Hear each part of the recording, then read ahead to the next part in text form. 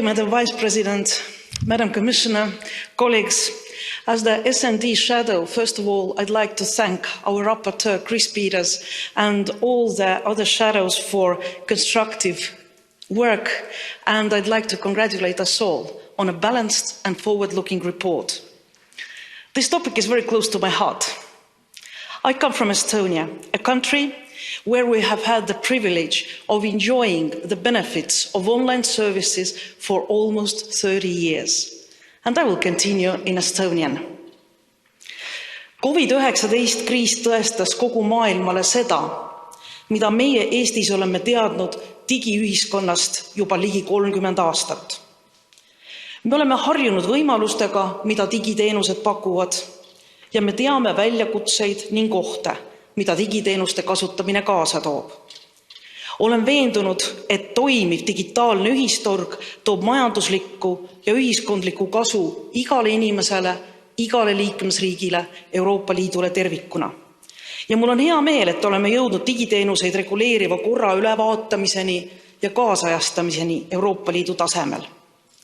E-kaubanduse direktiiv võeti vastu 20 aastat tagasi.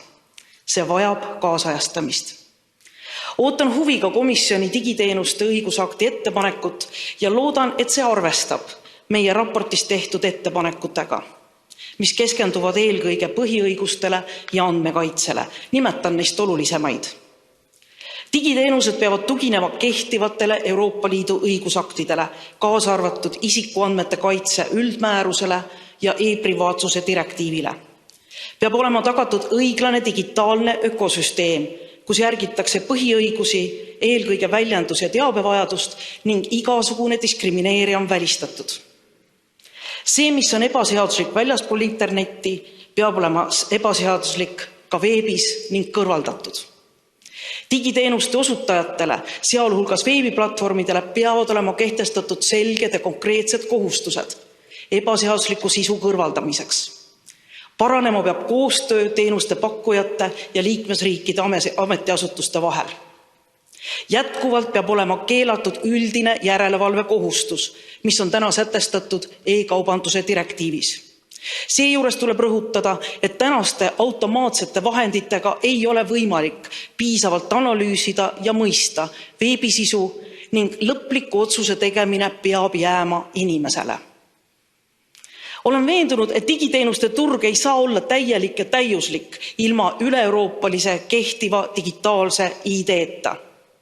Loodan, et komisjon kiirendab tegevusi elektroonilise identifitseerimise määruse jõustamiseks üle kogu Euroopa Liidu territooriumi, sest praeguse tempoga ei saa rahul olla. Ning tunnustan Euroopa Liidu Nõukogu käesoleva aasta oktoobri järeldusi, milles rõhutatakse isikute turvalise identifitseerimise vajadust läbi Euroopa Liidu ülese raamistiku.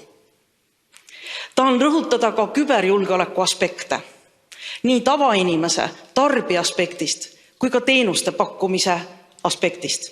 Me kõik vajame koolitust. Me kõik vajame pädevat tarbijat. Head kolleegid, kutsun teid kõik üles hääletama kõigi 3 raporti poolt. Köszönöm szépen, és most a